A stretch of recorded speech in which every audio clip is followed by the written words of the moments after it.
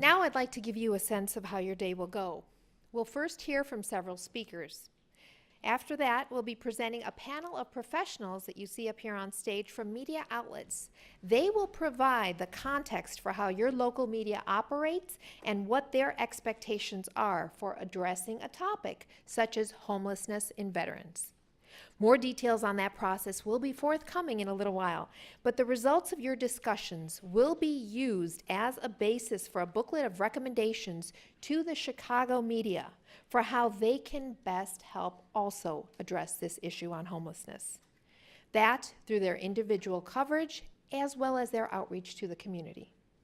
Helping to set the bar is Fox 32's own media efforts, including a series of reports that aired this past week, which set the stage for today's forum. As was indicated, my name is Jesse White. I serve as your Secretary of State. I've held that position for the past 14 years, and I want to thank you for the job. As was indicated, I've had the great pleasure of serving in the military not once, not twice, but 3 times. I signed a contract out of college to play baseball for the Chicago Cubs. 4 days before going to spring training, I was drafted into the Army. So instead of going to spring training, I ended up going to basic training at Fort Leonard Wood, Missouri. And while I was there, I decided that I wanted to learn how to jump out of airplanes. So I was transferred to Fort Campbell, Kentucky. Went through jump school, completed my tour of duty, came back to Chicago, put my uniform in the closet, got my ball bat and glove, flew off to Mesa, Arizona for spring training with the Cubs. And for the next 8 years, I taught school in the day, worked for the Park District at night, was asked upon the gym show, and that was the beginning of the Jesse White tumbling team. And then later on, I became a lawmaker, the Cook County Recorder of Deeds, and now the Secretary of State, running the largest Secretary of State office in the nation. One of the things that I do is we provide state IDs for veterans. So if a vet can prove that they have served or that they've served our country, then we will give them their state ID free of charge. It is important for we as citizens of this wonderful state and this country of ours to do all we can to avoid, not so much avoid, but to combat homelessness. Several reasons, several ways in which we can bring this about. One is that there's such a thing as jobs. Then there's job training. And there's housing. Those are some of the elements that must be put in place in order for us to help these individuals to move forward in their life.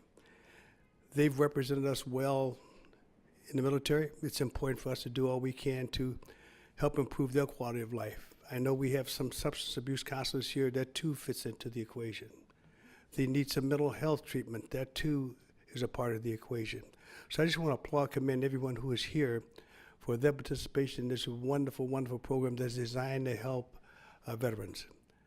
Years ago, I was involved with a program called Veterans Warehouse, where we got together a combination of about 100 organizations, employers, medical providers, the list goes on, and they met with us at Navy Pier, and we had these veterans into the hundreds who came in, and they went from table to table, getting brochures, applying for jobs, applying for medical care, and as it turned out, they benefited, and we as citizens benefited from that as well.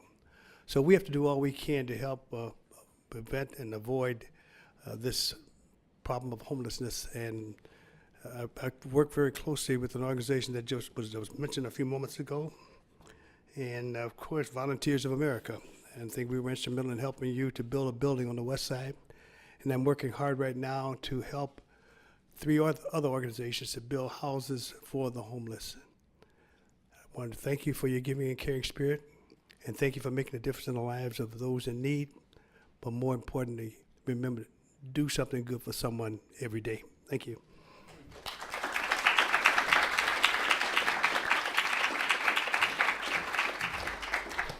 Thank you, Secretary White. I'm guessing basic training was a heck of a lot different than spring training.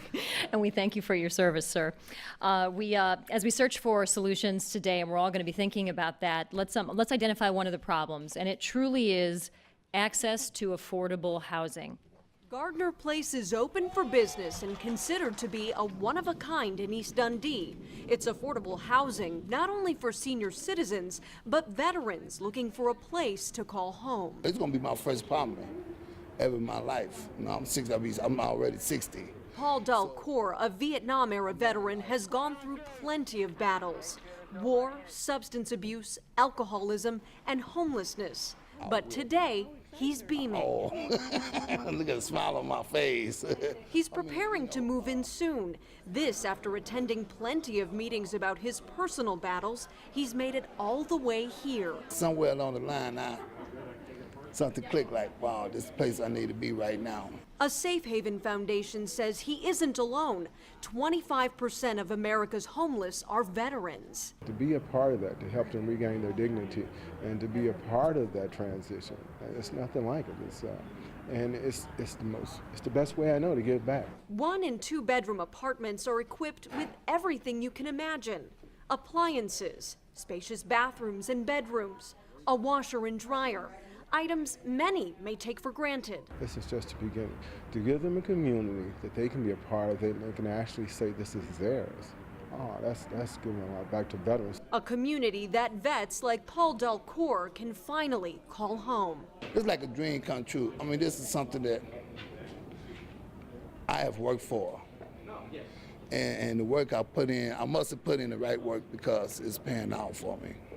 And I'm a very grateful individual. In Kane County, Lisa Chavarria, Fox 32 News. I've also had a chance to get involved in, and alluded to it as well, the Honor Flight Chicago organization. There are honor flight groups in various cities around the country. And what they do is they try to find World War II vets and treat them to a day of honor in Washington, D.C. And it's an all-day journey. It's in Chicago anyway, that's how it works. And we leave at 6 o'clock in the morning and at Midway actually, and fly to Washington, and there's some ceremonies and there's some tremendous surprises along the way. And I was all set to go with my dad. My dad didn't make it. He was killed in a car accident about 4 months before we were going to go. And but the honor flight guy said, you know, would you still like to go?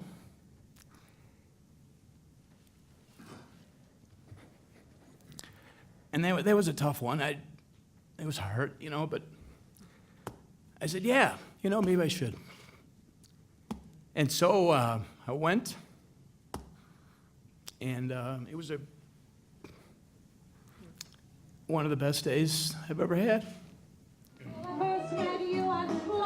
It's 6 in the morning at Midway, and the Andrews sisters are belting out the hits. The warm-up act, if you will, for these veterans who range in age from 81 to 96. Everybody take out their boarding cards. Off on a journey to the nation's capital and into the past, an adventure that makes some vets a bit uneasy. I never flaunted being a veteran. When my time came, I did what I had to do, and that was it. Reluctant or not, they trudge on board, accompanied by a slew of guardians and volunteers not fully aware of what lies ahead. Dozens of servicemen and women provide a rousing welcome in D.C. High fives, hugs, and kisses for all. Did you expect that kind of reception when you got off the plane? Absolutely not. It brought tears to my eyes. I was really surprised. First stop, the World War II Memorial for a special ceremony. Finished just 6 years ago, the memorial honors the 16 million who served and the 400,000 who gave their lives. I couldn't even dream what it was going to be like. I was speechless when I saw it. This memorial stirs up memories more than 6 decades old. It's emotional, it's moving, and it's an experience I had hoped to share with my dad. My dad fought in Europe in the 94th Infantry. Sadly, he didn't live long enough to make this trip. But you know, I see him and I hear him in the faces and voices of the veterans I've met here today. Veterans like Glenn King from Naperville, an Air Force bombardier navigator who served in Europe. He still thinks of those friends who never made it home. You know, as you go through school, through high school, you end up with your best friends. 3 of my best friends didn't make it. Finally, time to head home, but there's more. A surprise in mid-flight. Each veteran handed a packet filled with cards and letters from loved ones, thanking them for their service. You put your life on the line to fight for our country. I can't read it anymore.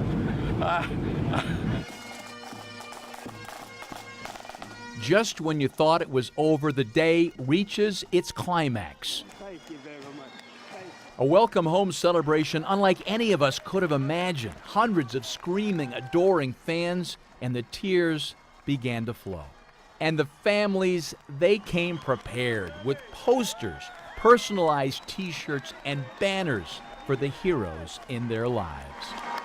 I absolutely can't put it into words, actually. This thing is the most beautiful thing I ever saw in all my life. Fantastic.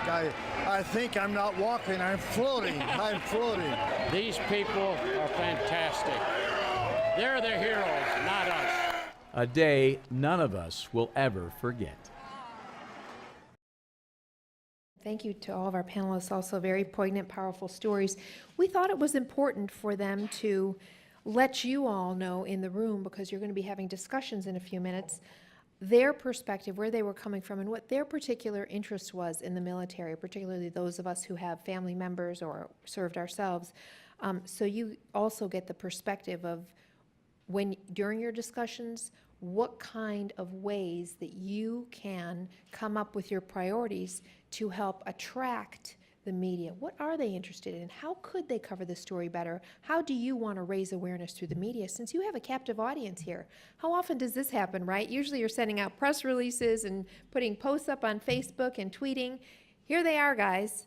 So we want to thank them for their presentation. And as we transition now to your discussion, what Anna is going to be doing, we're not going to let her rest, not for a second. We're going to have her over on that side, and she's actually going to be conducting live interviews. And I think especially those of you at home who are watching will find this very interesting, because what we are going to do is take a number of our participants here who have already been pre-selected and have already consented to being interviewed, and she's going to be conducting live interviews with them about their organization and how they participate in this discussion and find their own solutions. I would like to remind all of you, if you are tweeting, use the hashtag veterans, especially our friends at home as well. Please do go on our Facebook page for Fox 32. Post your questions and your comments. We also have a hotline if you're interested, and that hotline for veterans is 877-4AID, that's AID, VET, V-E-T. So pretty simple, right? 877-4AID, VET. I'd like to take one comment now off of our Facebook page, because we do want to keep that interactivity going. It's from Jada, and Jada has this to say. There's an organization called St. Leo's. Some of you may be familiar with it. It's off of Halsted. She says it's a unique, one-of-a-kind place for homeless veterans. It's headed by Catholic Charities. And when they first opened their doors, she says, my mom, who was an Air Force vet, was among one of the residents. She was also a journalist and started a newsletter for St. Leo's. She passed away from brain cancer in 2010, but they placed a brick with her name in the courtyard in her memory. Thank you, Jada, for that comment. Please do keep your comments coming and your questions coming. We have somebody who's working behind the scenes who's actually answering your questions on Facebook. So don't think it's just going off into that black space that we sometimes think when we post things, right, and we tweet things. Someone is actually at the receiving end answering your questions and giving you the feedback that you need. So what we'll do right now is we're going to break off into our table discussions, and Marie Dyack is going to go ahead and coach each of the tables as to what you'll be doing with the next steps. And Anna, we're going to ask you to go over to the live interview area. Tell me your name. Ed Sherna. And Ed, what is your involvement with this issue? Why did you decide to support us here today? Well, I'm the director of the Chicago Coalition for the Homeless, and we deal with homeless people, men, women, children, and vets are a significant part of that population. We don't always make a distinction if it's a vet, but in the course of our work, a lot of the people say that they're vets. So. And we've learned that about 20% of the people on our streets, the homeless people, are veterans. Do you notice that there are special needs within that community when you talk to the folks who come to you for help? You know, the people that come to us for help really are looking for housing, they're looking for jobs, they're looking for services. Vets, do not necessarily start with saying they're a vet. They talk about it the same way anybody that's homeless talks about it. It's only during the course of conversation that you learn there might be some additional resources available for them because they are veterans. Good to see you. Tell me about your connection to this cause. What is it that brings you here? Well, first off, I am a master's degree candidate for social work at Loyola University, Chicago. Congratulations. Thank you. And basically, I have a family history with veterans. My grandfather, who we just laid to rest 2 months ago, was a World War II veteran. My father served in Vietnam, so I have a strong connection. I also have a strong idea of what the needs are for veterans in this city.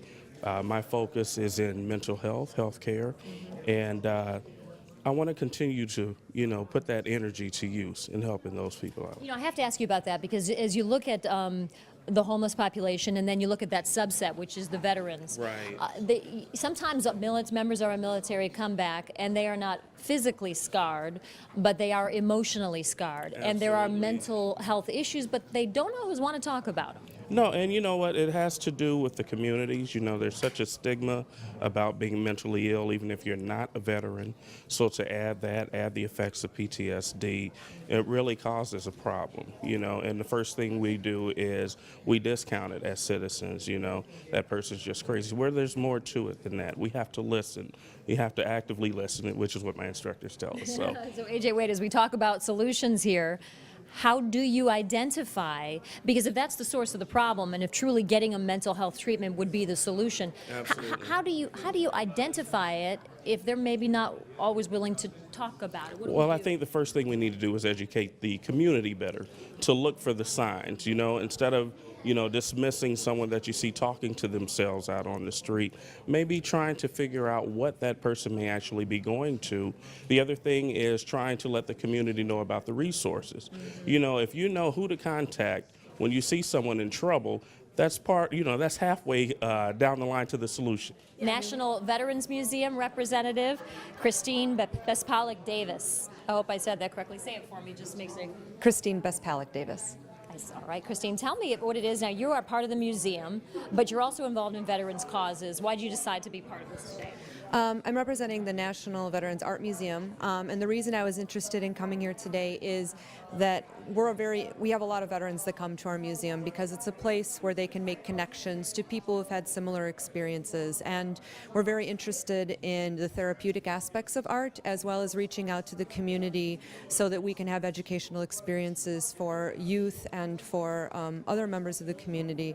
So we felt that this was a great way to kind of build our network of people who have similar intentions. Cassandra Andrades is a decorated veteran with 10 years in the military. She was in active combat more times than she can count. Why is she homeless? Not drugs, not mental illness. 3 layoffs in a bad economy and a difficult adjustment to civilian life. I cried when I had to come here because just the thought of being homeless. You hear on the news all the time that a person is one check, one pay period from being homeless. Well, that's me. Now she's at a safe haven, a facility getting a lot of attention for helping the homeless, offering personal space, healthy meals, health care, drug and alcohol treatment, and job training. One-stop shopping for homeless vets. At the end of the day, all they really needed was a place to live, a place to get help, and to get back on their feet. A, they needed a roof over their head. They needed a safe place to be. B, they needed 3 healthy, nutritious meals. Nellie Vasquez Rowland and her husband Brian founded a safe haven nearly 20 years ago. Hundreds of lives have been changed since. There was no one place for people to turn to. They were navigating red tape at every turn, finding food, shelter, treatment options, and ultimately a job, the key to self-sufficiency. It is through our staffing services that we're able to make those introductions and open those doors and get those opportunities for them to get interviewed in the first place. There's a huge initiative by employers that are looking to hire veterans. For example, their challenge is, how do they find them? If you don't have somewhere to go, you lose hope. Anna DeVlantis, Fox 32 News. All right, we're here with the co-founder of a safe haven. You just learned a little more about the amazing work they do with amazing results. Here with me, Nellie Vasquez Rowland, the president and co-founder. Nellie, I've had some chance to talk with you, and I got to say, the difference you're making in the community is tremendous. One of the things I've learned today already as I think about solutions is that you gave me your business card and you said you give these out because you encourage people like any of us here in this room or any of you watching to say, go up to someone who's on the street and give them a card. Maybe it's something they want to take advantage of. Do you often find the referrals come just that way sometimes? Organically is how we've had 44,000 people come to A Safe Haven. You don't see advertising ads about A Safe Haven. It's truly word of mouth. And there's nothing more powerful than having someone that's been through your program, telling their friends, people that they know, their family, and the families of the people that have come through our programs, spreading the word to find their way to A Safe Haven. Someday we'll have money for advertising, but that's not what we spend our money on. We try to put as many dollars back into the community as possible. And I want to talk about a way that people can get involved in, which is why I'm holding up this poster. On July 14th, we're actually hosting a 5K run to end homelessness. And we're so excited about this. It's an opportunity for the entire family to get involved. You can walk, you can run, you can bring the children. We have a fun run involved. But the most important part about this is the fact that we need the community to really rise up and show some solidarity on this issue, that we care is what many homeless people really want to know. And it really moves them to know that people out there that don't even know them care about this. And Chip just said something very interesting earlier. So many people don't have a relationship with anybody that's ever been in crisis or a veteran specifically. So they could help, but don't feel it personally. And, but at the end of the day, it does affect all of us. No one in Chicago or anywhere in the world wants to see someone hurting. And this is a way that you can get involved and you can show up and be a part of the solution and really put some solidarity behind this issue. This is our third year for the Run to End Homelessness, and I'm so inspired by runs that you see around the city where 40,000 people show up. We want as many people in the city to show up for this day and be a part of it in any way that they can. Again, you can run, you could walk, or you could just come and cheer people on. One more time, the date and place. It's on July 14th. It's going to be held at Douglas Park, which is right on California and Roosevelt. The website where you can register and find out more information about it is runtoendhomelessness.org. You can also find it on our website, asafehaven.org. Nellie Vasquez-Rowland, thank you so much for all that you do. A Safe Haven is the name of the place. Yes. Great to talk to you again. Thanks, Nellie. Thank you. We also want to talk to a representative from the Salvation Army. Christine Henry is her name. Yes. Now, you are going one-on-one. You are going face-to-face with the people who are homeless in our community as part of the mobile unit, the outreach. Tell us all, there's a lot we can learn about this problem from you. Well, the mobile outreach unit goes out 7 days a week, and we feed soup, juice, and maybe a fruit or snack. And we visit the homeless from Lower Wacker all the way up to North on Marine and Wilson Avenue. We meet a lot of veterans. We partnership with Jesse Brown's VA, Auburn Gresham. We also partner with Volunteers of America, Heartland Alliances. All of these are people who help the veterans and the veteran families. So these are people who truly are down on their luck, and they just need a hot meal in some cases. They need a home. Yes. But this is the start. This is the start of the outreach, reaching out to them and saying, hey, we can help you. Yes, this is the start of it, and we have found a lot of veterans. We found that they had funds coming to them, and they've gotten funds. We've gotten a few of them housed with linking them to different services, and just keep pushing and engaging the clients in homeless services and getting them to see that where they are is not where they really need to be. Some of them are, their pride will get in the way. They don't want the services. They think because they're veterans, they'll just stay where they are and they're okay. Yeah. How do you convince them? What can you do to get them, to give them that boost, to put them in the right direction? What have you found has been successful? Well, we just keep going. We keep engaging, and we just keep tapping at them, going back day after day after day after day, and offering services, and get them to know us a little better. Then we build up the trust, and then sometimes we got them. Sometimes it takes a year or two, but they come around, and it's all worth it. Christine, thank you so much. Thanks for the work you do in our community, and help the Salvation Army, yet another thing you do in our community, so thank you. Thanks for what you do. We also have a representative. Oh, I'm sorry, do we have a video we want to get to first, guys? We do. From the Veterans Administration, let's take a look at this short clip.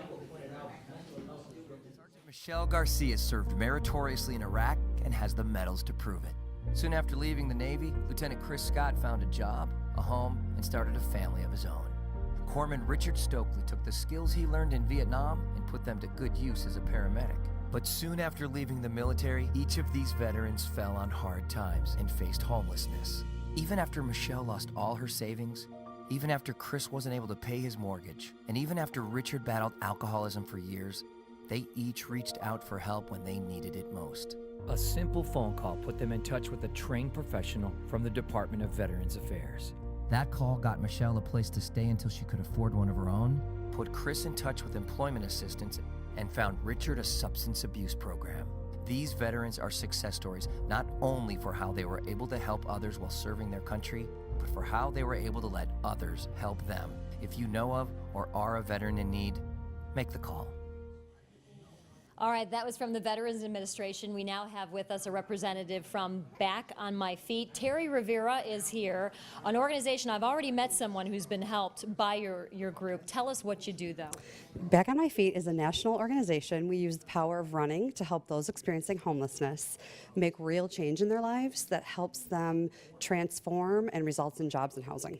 So it started as a running organization. This truly is an example of how people watching can, just one person makes a difference. The story behind your organization is just awesome. It is quite amazing. Our founder, Ann, she started the organization out of Philly 5 years ago.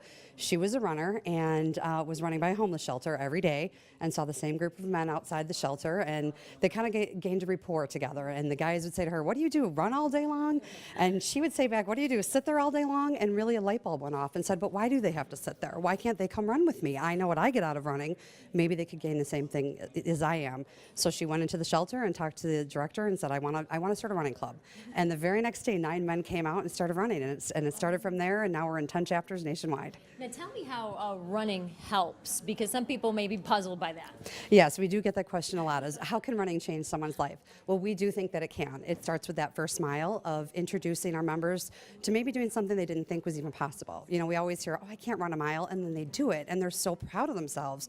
So it's really that first step of building up self-confidence, strength, and self-esteem is kind of our start line, and then the finish line is jobs and housing, ultimately. In the meantime, what we'd like to do now is just take some shots of the room. We'd like those of you at home to get to see what's going on around the room, how the people have engaged themselves in the discussions, how intense the discussions are, and what the priorities are that they're talking about. And you know, if you look at the faces of the people around the table, you can easily see that there is so much passion and so much just real heartfelt commitment to these issues that they really are taking the time to delve in them very deeply. This is not a superficial forum here. This is something that's going to be very detailed, where we are going to come out with priorities, with points, talking points, with discussion points, and a white paper is going to be produced from this that is actionable.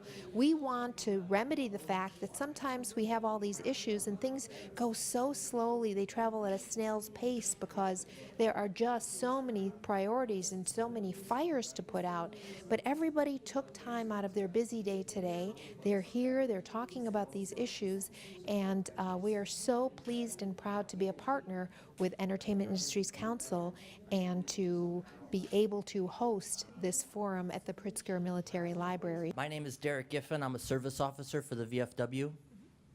And we felt that really at the crux of the matter was the mental health / substance abuse, because we feel that many veterans are self-medicating to repress mental health concerns that have been lingering for years. We feel that as part of that, we also identified an increase in female veterans of Iraq and Afghanistan, which is something relatively new to the conversation.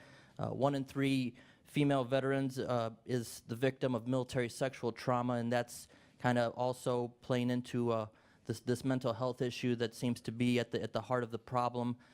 We also identified programs such as ACAP, TAP, Fleet Services. These are some of the transitional programs that the Department of Defense does have to make sure that veterans are informed and aware of transitional turbulence. We also talked about how the private shelters are now integrating with the VA, with HUD, with the CHA. This is already underway, and we think it should be increased. And also the suicide epidemic. 22 veterans a day kill themselves, and we believe that ending homelessness could have an ancillary benefit of improving this problem as well. Thank you so much. All very, very important issues.